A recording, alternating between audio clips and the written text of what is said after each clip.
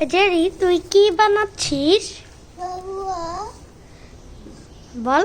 আমি সময় একটা গ্রিন গাড়িকে এখানে ওঠার জন্য ফেলে দিয়েছে, তাই জন্য সেই গ্রিন গাড়ির ভেতর উঠে তারপর এইখান থেকে সেই বক্সটা উপরে উঠে তারপর সেটা এমন হয় তার জায়গায় চলে গেল।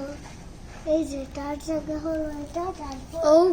তারপর দেখো বাবা, তারপরে এই যে সেই গাড়িটা চলে আসছে।